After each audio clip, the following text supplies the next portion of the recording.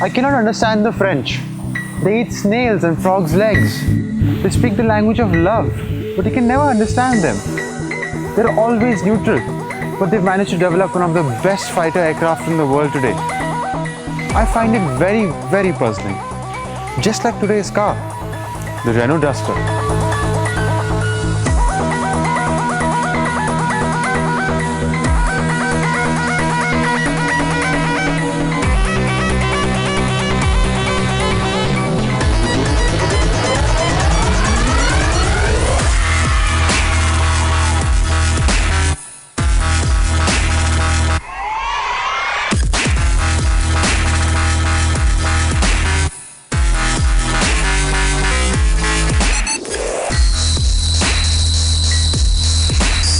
The Duster is a French design, so it's got to have a little bit of quirkiness. It's got to have a few things that are odd about it.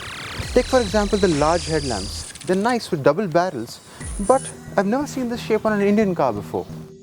The grille, however, that's really nice. It's large, it's got a big Renault badge in the middle, it's all chrome. The Indian market is going to love it. It's the same with these flared wheel arches. They give the car a nice powerful stance with wide shoulders. And again, the distance between the wheel arch and the tire, it gives you that proper SUV look. I do not like the door handles though. These handles are available on cars half the price. Coming back to the wheel arches, the rear wheel arches look really nice when looked at from the side. From the rear, they give the impression that the car has really, really wide hips. And I don't think I like that very much. It's the same story with the tail lamps. I don't think they gel very well with the rest of the design. However, the rear chrome strip with Duster written on it is nice and large, and the Indian market is sure to like it.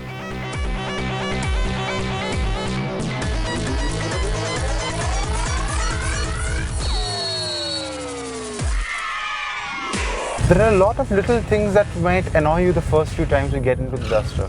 For example, this particular variant has got steering mounted audio controls, but there aren't any buttons on the steering wheel. It's the same thing with the audio system. You'd think that this knob would control the volume, but it doesn't.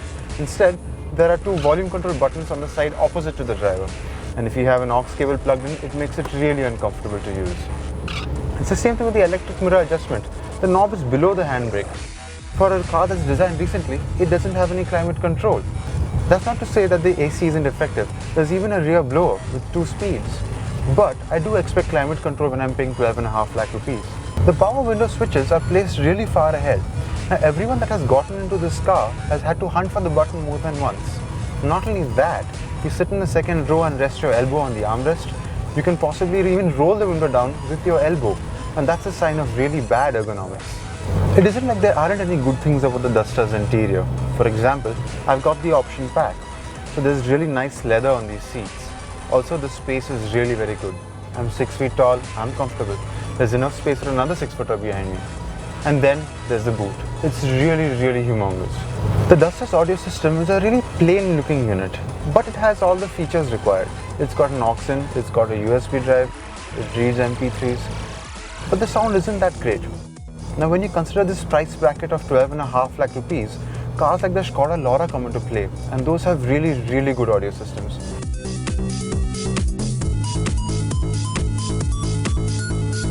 The Duster comes with a choice of 3 engines. Actually, it's just 2 engines, one petrol, one diesel. The diesel has 2 power outputs. One is about 80 odd horsepower, and the one we're driving right now is about 110 horsepower. It makes that difference in power thanks to a variable geometry turbocharger. What that also does is reduce turbo lag a lot. Yes, there is turbo lag, but above 1500 RPM, the car does pull smartly, and if there's no load in the car, the acceleration might even surprise you.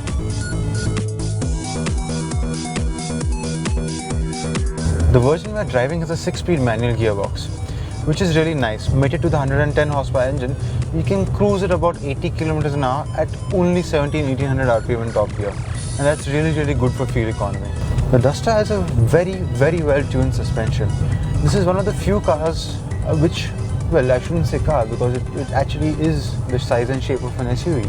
So this is one of the few SUVs which I have driven at 150, 160 and have felt completely safe. It feels absolutely stable. You can take gentle bends with ease. If you're the kind of person who likes to go around corners, the Duster will not fail you. Of course, the tires are just MRF Wanderers and they're not the kind of tires you want to go screaming around a bend with. But as far as the car is concerned, they do their job really well. There are very few cars that I've driven that are better than the Duster with our monsoon roads. It will go through any pothole with ease. Splashing water has become a new hobby of mine on the Duster. Okay, I know a few seconds ago I called the Duster an SUV, but actually it isn't. It's a car. It's got a monocoque chassis. It's got car-like suspension at the front, McPherson struts. It's got a torsion beam at the rear, again like a car. It cannot hope to compete with four-wheel drive SUVs, and if you're expecting or hoping for a four-wheel drive version, I don't think it's coming anytime soon. At 12.5 lakh rupees, the top-end Duster does not make much sense to me. For that kind of money, you can buy an XUV 500.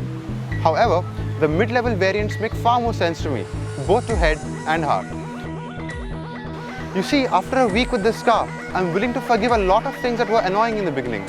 It might look like an SUV, but once you think of it as a car, I think it's one of the best cars you can buy in the country today.